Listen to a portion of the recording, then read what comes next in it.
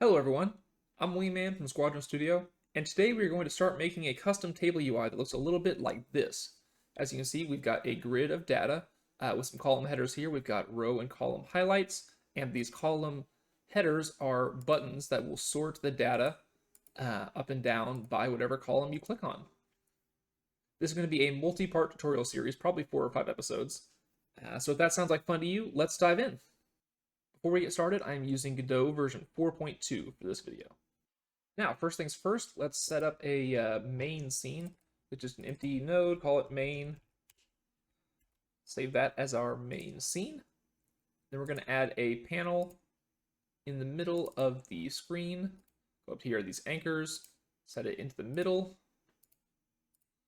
Make it about 512 by 512. This is going to be the container that holds our table. This is going to be our background. And we're going to go back up here to our main node, create a script. Main.gd is good. I like to just create blank ones without anything there. We're going to start with func ready and just print hello world. To start, run the scene, select current as main. Nothing's happening graphically, but down here in our terminal, we're just going to be working in the terminal for this first episode, writing code. And then we'll work on the UI in the next one. We can see, yeah, we're printing our hello world. We're ready to get started. So if we want to display some table data in a table UI node, we need to have some sort of underlying data structure to hold that data in the first place. So let's go up here and make a new script, not a node, just a script. It's going to inherit resource. We're going to call it a DataFrame. If you are a Python coder by day job or just as hobby, you will probably recognize that I'm modeling a lot of this off of the Python Pandas library. I am a Python data scientist by trade, so that's how I tend to think about problems. And the two, actually, before we go into the data, we're going to say class name DataFrame here. And if you haven't used class name before, that essentially lets us call this DataFrame script from anywhere in our code base without having to import it or load it. And so what this is going to do, we're going to have export var data, and that's going to be our array. That's going to be our grid of data. It's going to be an array of arrays. And then we're going to export var columns. It's going to be a packed string array. And that's going to be our column headers, which are all going to be strings, so we can just call it a packed string array instead of just array. The next thing we will need is a constructor function to make a new data frame. Godot does have built-in constructors in all classes deriving from objects. We're actually going to do something a little different because sometimes you get into problems when you try to overwrite that with parameters. So we're actually going to make a static func, new with a capital N, so it's different, but you can still use it the same. And that is going to output a data frame. This little arrow here, if you haven't used it, this is just saying that's what the function is outputting. And it's mad at me because I'm not actually returning a data frame yet. So we will do that. Var df is dataframe.new with a lowercase n. That's the default constructor that comes with any Godot class, and we're going to return that. So if we go over here in main and say var df is equal to dataframe.new, our big function, then we could say print dataframe, and we can see, yeah, we are constructing a data frame. It's just a resource right now because we haven't given it a string output yet, but we're going to do that next. For now, let's actually finish making this custom constructor function. We're going to need to take an array for our data and a packed string array for our columns. df.data is equal to b, and if c is given, df.columns is equal to c. So now we can go into main, and we're going to have to actually give it some arguments. An array of data, and we'll just leave it there for now. Nope, it does need another one. Packed string array. We'll just, yeah, now it runs that errors. It doesn't do anything because you didn't actually give it any data, but that's how the constructor is going to work. So now let's actually give it some sample data to work with. We want our columns for our, let's say we'll make this a standings table for a series of fictional sports teams. We'll have team name, the number of games they've won, number of games they have lost. I'm an American, we don't do ties. The only draws in this table are going to be when we render the table to the screen. And so we got the actual data for this is going to be an array of arrays. So I'll type these in off screen. And so now with this data here, we've got for each row has a team, their wins, their losses, which matches up with the columns. We can go down here into our constructor and pass it our data and our columns. And we run it. We don't have any errors, but it's still not giving us very interesting output. That's because when you just print a resource, all it knows how to do is just say it's a resource. We need to give it a custom toString function. And the way to do that is to overwrite the toString function here. You see it's auto-completed. It's because again, that's a default function in Godot classes. So when we overwrite it, that's going to give us something different. So let's just say return empty data frame as a base case for now. So now when we run our code, it's taking the output of that toString call, so we can give it a custom string to output. But we want to actually display our data. So let's just say, let's have it say only if len of data is equal to 0. So if it's empty data frame, it'll say that. But otherwise, we want to make something a little more interesting. First thing is we want to display our columns. So let's say one way I like to make string constructor functions like this is say var result is equal to empty string, then return the result, and then we can do all sorts of intermediate steps to add things to results. So for the first one here, we're going to say pipe.join our columns array. And then, so now what that's going to look like is team pipe 1 pipe loss. We've got our columns and they're divided by that. We also need to give it a little underline to separate it from the rest of the data table. So say /in, that'll be a new line. Give a few dashes there and another new line. Now you can see our table is starting to come together.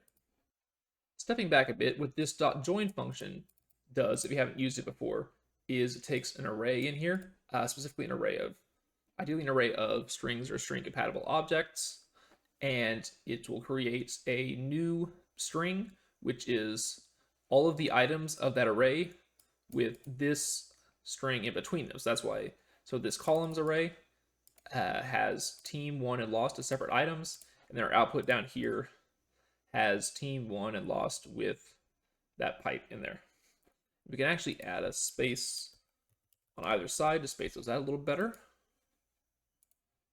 And yeah, now our output is a little prettier. Add a couple more dashes. Perfect, I like that.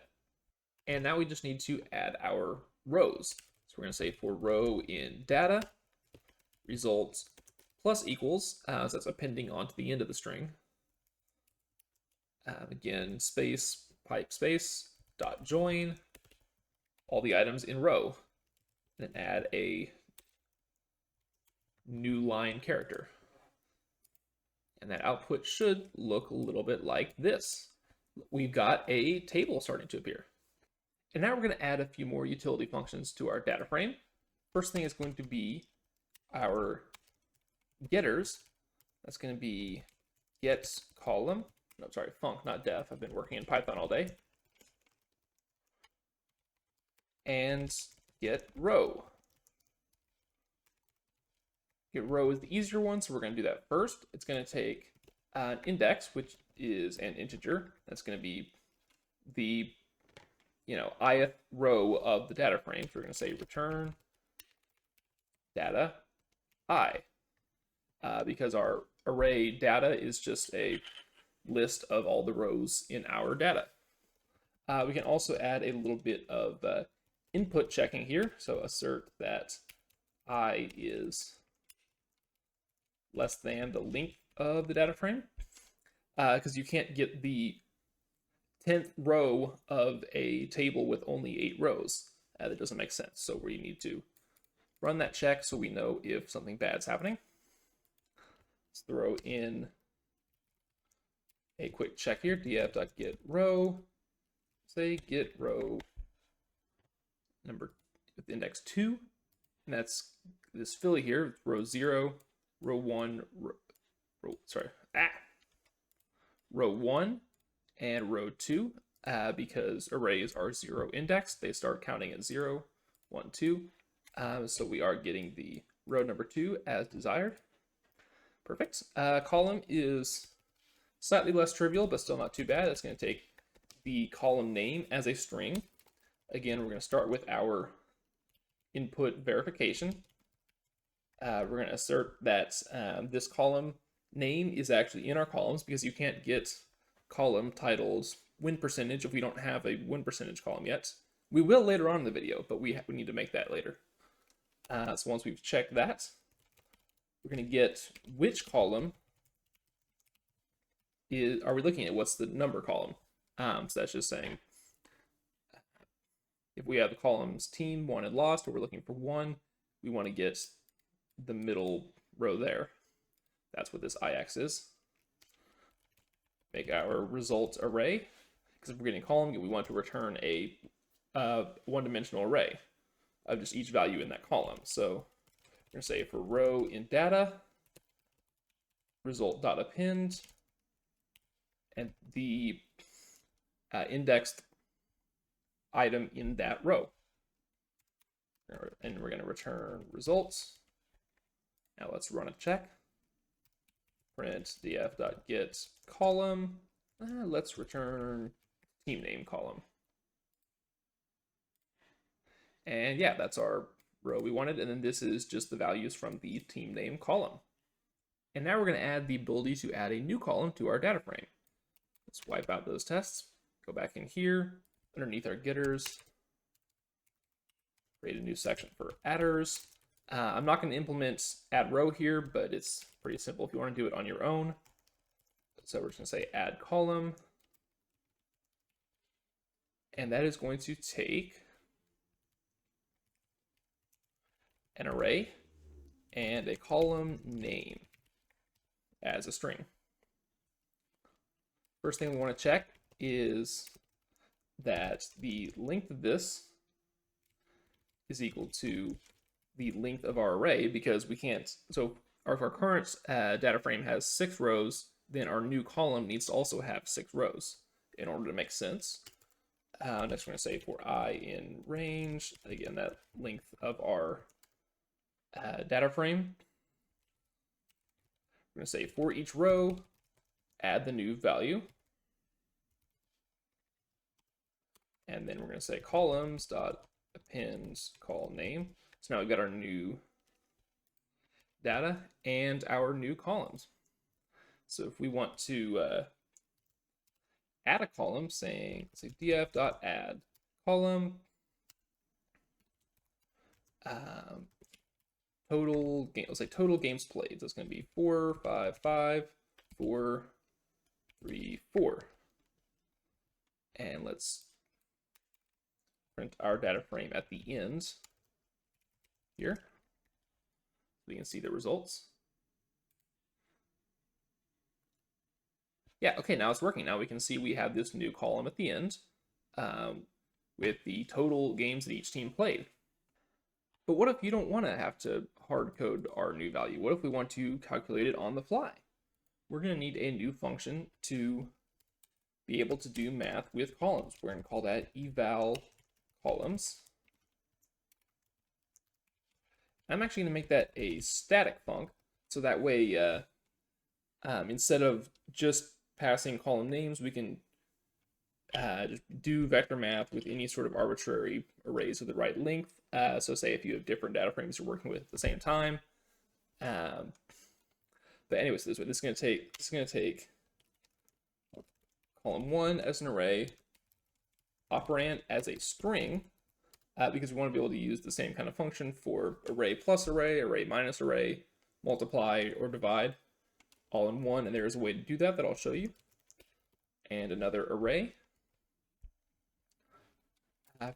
As usual, we'll do a bit of input checking to start. Assert that the lengths of these arrays are equal, so the math works out. And what we're going to use here is something called an expression. This is functionality that's built into Godot that allows you to execute arbitrary code written as a string, which can be dangerous and has some security risks if you don't do it right, but this method should be pretty secure since we're controlling all the code. Just don't let your players manually enter text into this stuff. So we're going to say expression.parse a %sb %operand, then an array with a and b as strings. And so there's a couple things going on here. First off, we have our expression string, and then this %s here, this is actually a format string, which allows us to take this operand string and put it into here. So if operand is plus, this will say a plus b, or if it's minus, it'll say a minus b.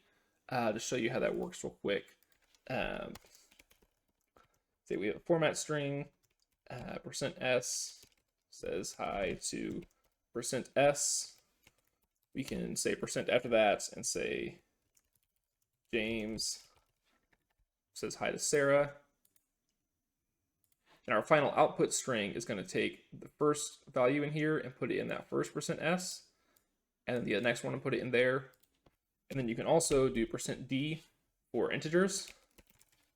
So if we want to say James said hi to Sarah 5 times, it'll take that integer and plug it in there.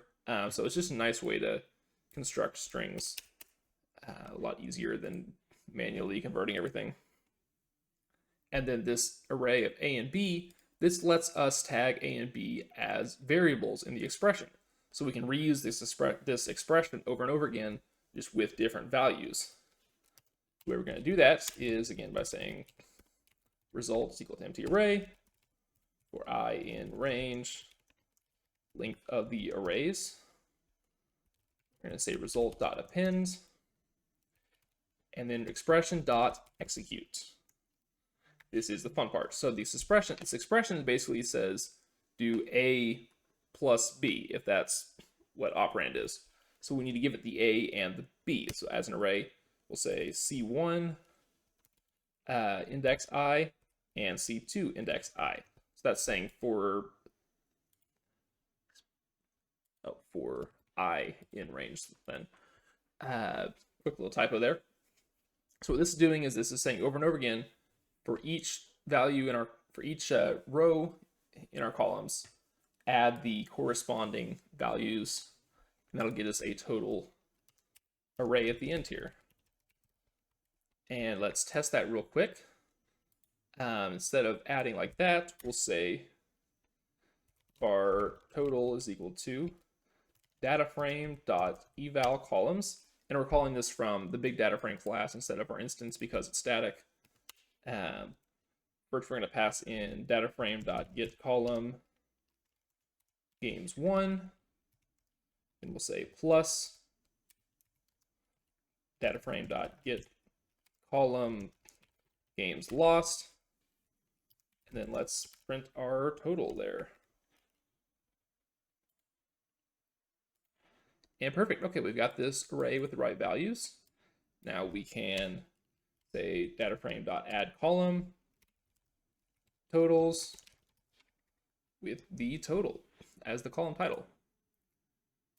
And now, without any hard coding, just with math, we've added this new column to our data frame of how many total games each team has played. But if you've taken a close look at our total values, you notice not every team has played the same amount of games. So if we want to properly compare them against each other, we're going to have to do another round of math and calculate the winning percentage of each team. So we're going to do one more EvalColumns, df.getColumn wins divided by df.getColumn total, and that'll give us the percent. df.AddColumn percent and title it percent, and we should get a nice little, wait a minute, those all say 0 and 1s. That's not what we wanted. We wanted a percentage. This is because of something called integer division, which happens in a few programming languages, including Godot's GD script, which is where if you divide integers by each other, say 1 divided by 4 or 3 divided by 2, it only gets you the integer part of the answer because it's trying to keep the variable as an integer. However, if you convert the same variables to floats, like say 1.0 divided by 4.0, then we'll actually get 0.25 like we wanted. So we're going to have to go back to our EvalColumns and add an additional little option to let us do that. So say convert to float is going to be a Boolean that's going to be false by default. And then we're going to come up here to our expression. We're going to have two different possible expressions. We'll say if convert to float, if that flag is passed, and then otherwise. So if it's just keep as integers, we do the same one we have been. But if we convert to float, we're going to do something similar. We're going to add float A operand float B. And now we go back in here and say this is going to be true. Now we should get actual percentages. So now that we have our win percentage column, we want to sort this table by that column so we can see who's the best team, who's the worst team, and everything in between. Let's go back into our data frame, make one more new function today called SortBy. That's going to take call name as a string. As usual, we're going to start with some input verification. Check that column name is in our columns array. And then we are going to get our column index, just like we did with GetColumn. And lastly, we're going to call data.sort. We can't just call data.sort because we need to be sorting by a specific column. So that's what this sort custom does. It allows us to tell the sort function how to sort the arrays, because you can't just compare, is this array less than that array? It makes no sense. And this function takes another function, which we're going to call SortBy, and define up here, func SortBy. And this here, what it does, finds call name. And sort custom, by default, takes this function and gives it two parameters, which we'll call row 1 and row 2, because we are sorting rows. And it's going to calculate, and it wants a result as a Boolean to be returned. And that's how it knows how to sort things. So we'll say this returns a Boolean. That's what this little arrow indication means here. That's what this function returns. And so now by defining this function ourselves, we can define how it compares row 1 to row 2. So we'll say if row 1 of the column that we want is less than row 2 of the column we want, result is equal to true. And if not, result is equal to false. But we have to let it know which index in our row to look at. We have to say, look at this column and not that column or that column. We have to know to look all the way at the end. So we're going to need to give it one more parameter. Just call it I. And then we will go in here to sort by. We'll say binds our IX here. Go ahead and call that IX to match. So now we can give it the column index for each row. That's what this bind function does, is it allows you to pass extra parameters into a function.